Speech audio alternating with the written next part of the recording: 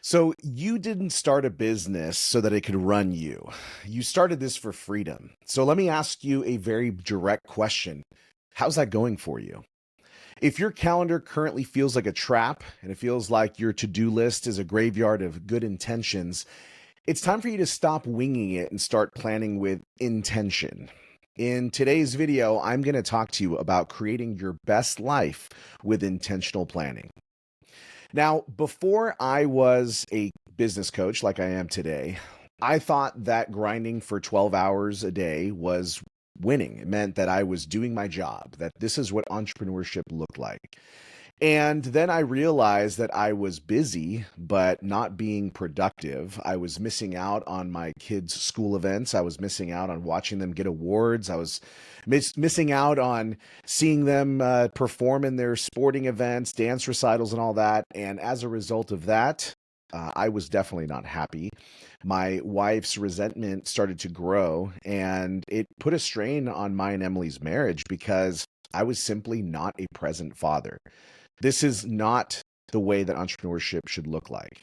Now, a lot of times in 2025, when we watch social media and we see influencers speaking about what business should look like, they'll tell you things like, oh, you need to pay your dues, which paying your dues looks like grinding it out for 12 hours a day for 40 years. And that eventually, when your business gets to a place where maybe you can hire some people and get some help, then you can lay off the gas pedal. But at that point, what happened is your kids have now grown up. They didn't have an absent mother, or they had an absent mother or father. You were not present for them in their youth. And you end up regretting a lot of what took place. And you thought to yourself, maybe like, hey, why am I doing this in the first place? And I want you to kind of look at things a little bit differently. I want you to, instead of planning reactively like most entrepreneurs do, I want you to stop focusing on planning on pressure. I want you to focus on planning on purpose. And so I'm going to show you how intentional planning can help you create a life and a business that you actually enjoy waking up to.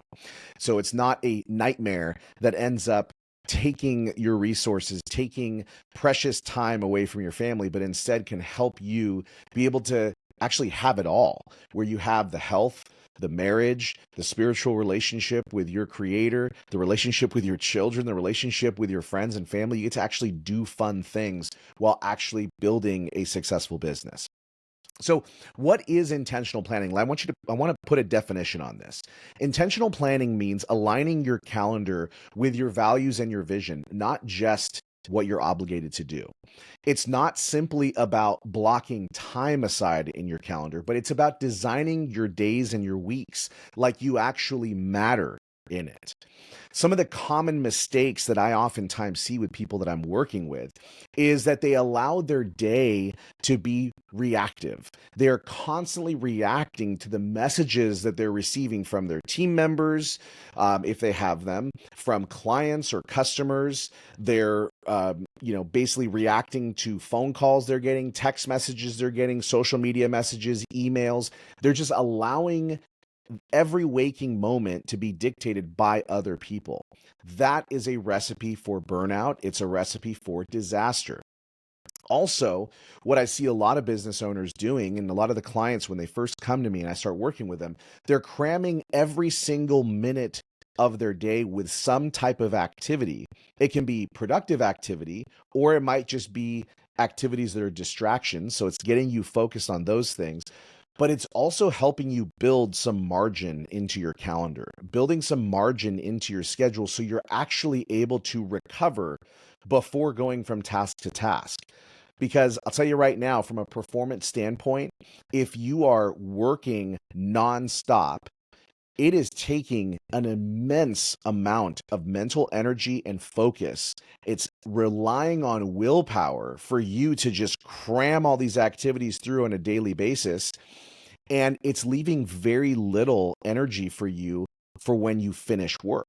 And so I want you thinking about what your family is getting from you. If you have a family, what are your friends getting from you? What are the people in relationship with you getting from you? Are they getting your best, or are they getting just the leftovers?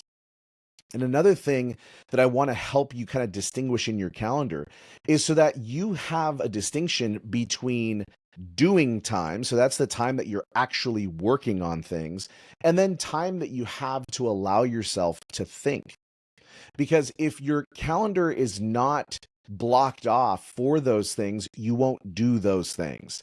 And for a business owner to be able to cast a vision and set their sights long term on the big picture of the business, you need to have some time freedom available in your calendar just to think, just to come up with ideas, come up with solutions to problems, so you're not just always feeling like you're gasping for air. The feeling that a lot of business owners that I work with, when they start working with me, they tell me they feel like they're in an ocean and they're drowning and they're just trying to barely keep their head above water.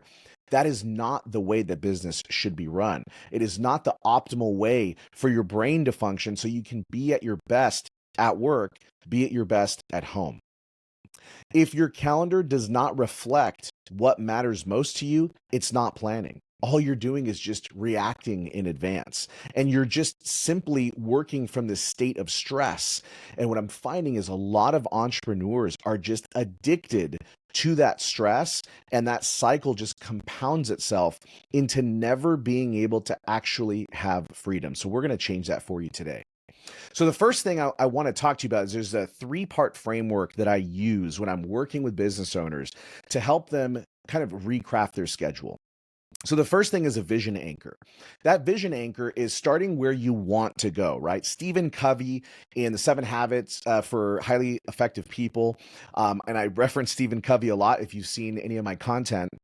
We have to begin with the end in mind. So we have to begin thinking about where it is we want to go. What kind of life do you want to have in the next 12 months?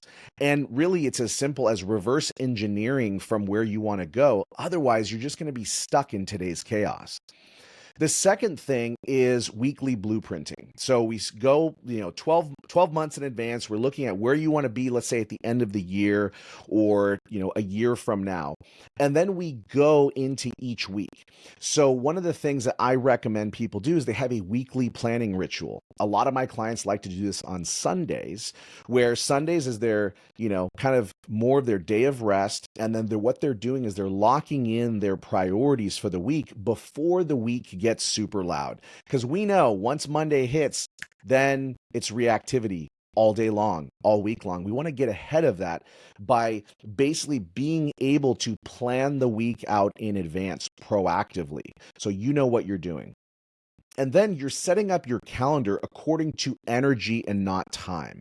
One of the big mistakes that entrepreneurs make is they focus solely on time management, where I think that energy management is much more important than simply time management.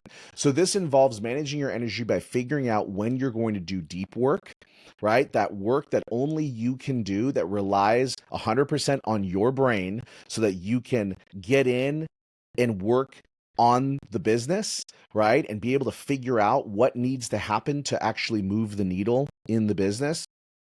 It is, you're going to have to have time for admin tasks. You're going to have to block aside time for meetings if you have a team, or meetings with your coach, or meetings with other consultants, advisors, meetings with potential clients. You got to get those in there, as well as planning time for recovery. This is something that I never really thought about, was recovery. But when I began looking at myself, again, I'm a sports fan, so I love baseball. When I started looking at myself as a corporate athlete or a CEO athlete, that's where things really started to change, because I began asking myself the tough questions of, if I were a professional athlete, how would I treat my body? Right? If I think about a professional baseball player, they're playing a 162 game season. Half of those are out on the road.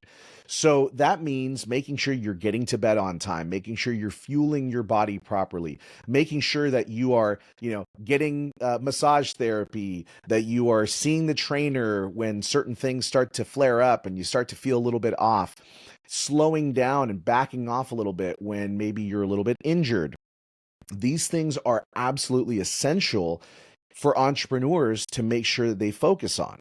Making sure you're getting your exercise, making sure you're getting your quiet time, making sure that you're getting time just to be.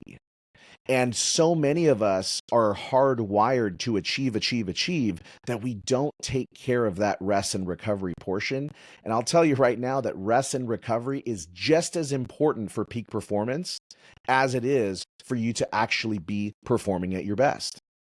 The third thing is these guardrails and non negotiables. No is a full sentence. And I have to remind my clients this all the time. No is a complete sentence. If you do not protect your time, what will end up happening, and I'm speaking from experience here, is that you're going to resent people for wasting your time or using your time. And so we want to make sure that we don't get to that point. Maybe you're already at that point where you're feeling some resentment. We want to make sure that we stop that in advance. So setting up these guardrails and non-negotiables of what you're willing to spend your time on and under what context is absolutely massive. I'll give you an example for me. One of my non-negotiables is that on Monday, I don't take meetings. So when my clients are looking at my Calendly link to book a call with me, one of the days that is non-existent to be able to book a call with me is on a Monday. Why is that? That I take an entire week or a complete day out of the week to that where people can't book meetings is because it allows me to actually get work done. It allows me to actually be proactive in the way that I work on my business. I can create products. I can film videos like I'm doing right now on a Monday because my calendar is not packed from beginning to end. And so I'd really encourage you, having a guardrail such as a no meeting day is absolutely powerful. Another guardrail and non-negotiable that I have is that I don't work past 12 o'clock on Fridays. Why is that? The reason I do that is because I know by the end of the day, Friday, my brain is typically mush. I've put a lot into the week. And so what I've done to kind of recoup that time spent is now I've shifted that Friday afternoon work block where I'm really not going to be as effective as I could be. And I shifted it over to Saturday morning. So for Saturday morning, I have a nice, great work block where I allow coaching calls. I will work on things myself. That allows me to be able to function better. And it gives me half the day Friday to go do what I want to do. If I want to go to the beach, I go to the beach. If I want to stay here at home and read, I can do that. If I want to hang out with my son Marco or my daughter Olivia, I can do that. If I want to go on a date with Emily in the afternoon, I can do that. If we want to duck out early and go away for the weekend, we can do that because I've set these guardrails. The other little, I guess I'm going to call it a time hack. It's not really a hack, but when you allow yourself less time for certain things, it makes you more productive with the remaining time that you have. So I don't know if any of you feel this way, where you look at your calendar and you see just a lot of blank open space and it makes you a little bit anxious. I used to be in that space for a long time where I felt like, oh, I've got to have stuff scheduled on my calendar. And that is a normal feeling to have, but I want to help you kind of reframe that by having some of these kind of open times on your calendar where you intentionally schedule time where you're going to be thinking over a certain project, or maybe there's a certain problem that you're going to solve. You use that time for that. So white space in your calendar can be a very good thing because it can allow you the power to be able to actually focus on issues that need to be taken care of. So now let's talk about some of the common pitfalls that I want you to be able to avoid as you're doing this in your business. All right. So when you overplan and not allow any flexibility, all that is basically burnout in a tuxedo, right? I'm stealing that phrase from my coach, Rusty Osborne, where, you've got to allow some type of flexibility. And this is where you can put buffer time in your calendar to allow yourself some flexibility, because over planning is a recipe for disaster. When you don't allow for buffer time, that is a schedule failure. You have got to have buffer time in between each task so that you can rest and recover. When you can rest and recover in between tasks, all that's going to do is allow you to be able to take a breath, breathe, right? Recover, and then get ready for the next task. This is especially important for entrepreneurs who are maybe on the neurodivergent part of the spectrum, where if you have an ADHD type tendency, your brain, can't stay focused for a long time. One of the things, which like me, one of the things that I will do is before shifting into another task, instead of staying here at my desk, what I will do is after I finish a task, I will go and walk around my block. It's a quarter mile exactly around my block. And I find that is the perfect amount of time for me to be able to go take a walk, allow my brain to rest, give myself white space so I don't listen to anything. I don't get on a call. I don't record a video. I just get up, go outside for a walk, and then that allows me enough time to rest and recover before beginning on the next task. Okay, so I want to encourage you to think about that so that you're not always staying on, because that's just exhausting. The other thing is, I don't want you to ignore personal rest time.